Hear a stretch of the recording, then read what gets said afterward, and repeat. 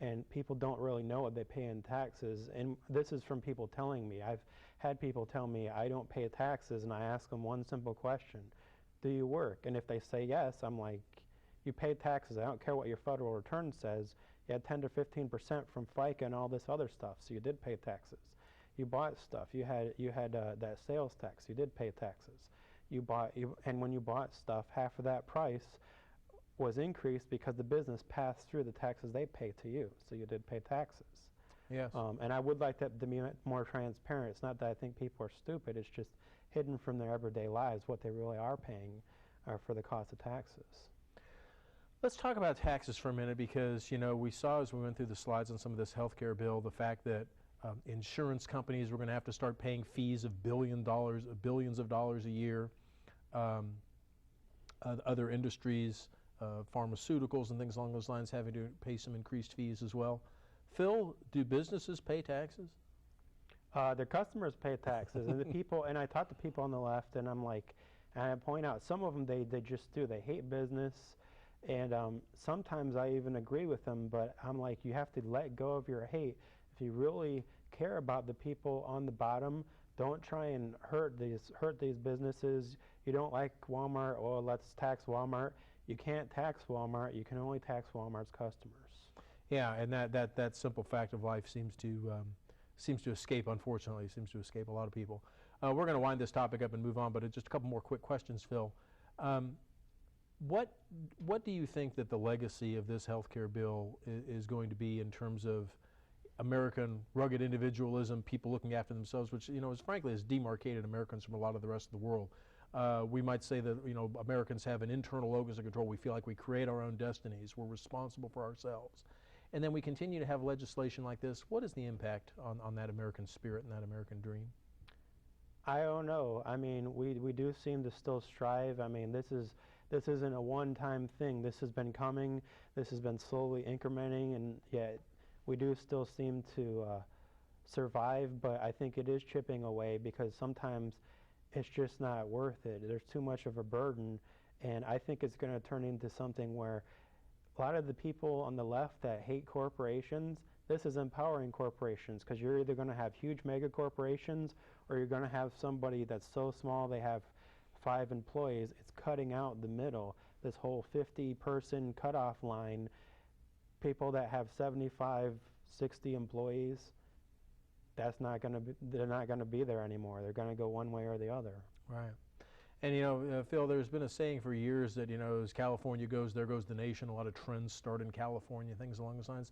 And when we look at California, They're right? bankrupt. Yeah. The eighth largest economy in the world, California by itself, the 8th largest economy in the world,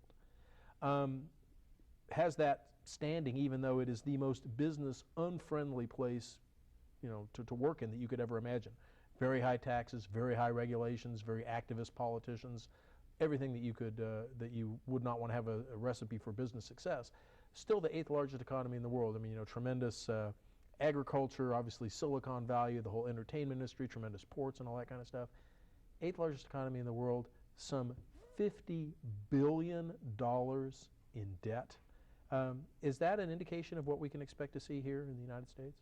Unfortunately so, and I think when you were talking earlier about the diffusion of costs and the benefits being put all in one place, I think that shows California went through that. Like, you had Governor Schwarzenegger talking about getting rid of some car taxes, but then when he got in place, the unions started yelling at him, and he kowtowed. He went against it because he wasn't able to fight that, because the special interests are just too powerful.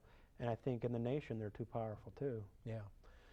So I mean, I hate to be such a downer. We're talking about this, and then we're going to go into tax discussion, which is really going to bring us down.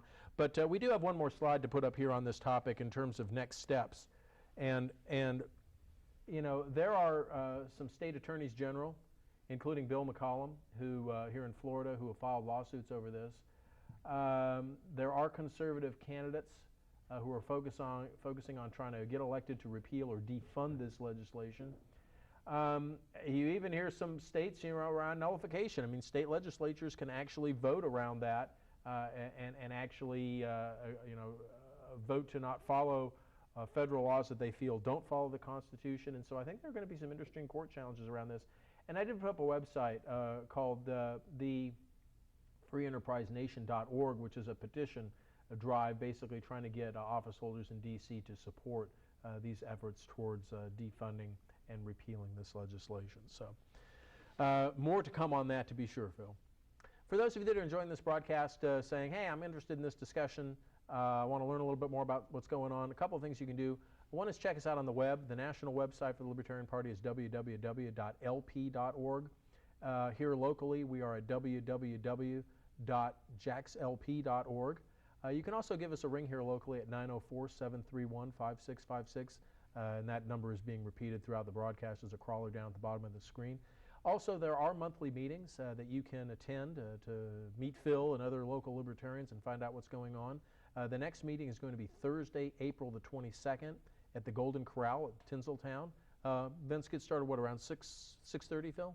Yeah, people usually eat at 6. The meeting starts informally at 6:30. And I do want to, while we're talking about this, bring up the fact that April 15th, we've been doing this for several years, maybe 10 years, I don't know how long.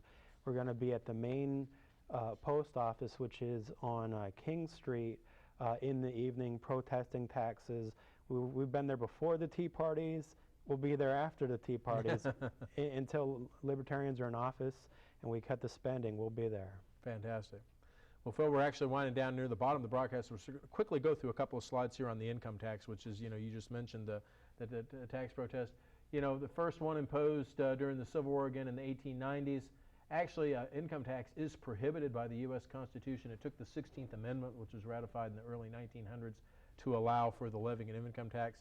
Our next slide talks about some facts on the income tax, and we're going to go over this somewhat quickly, but what the story here between this graphic, 1995-2008, is just the monumental increase in terms of the pages in the tax code, the income tax compliance cost, the number of hours spent on tax compliance, and the revenue for H&R Block, which went from $740 million in 1995 to $2.2 billion in 2008, because most people cannot figure out the income tax right now and have to pay for an external person to prepare it.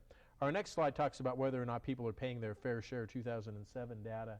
And of course, this is only going to get more skewed once the Bush tax cuts expire.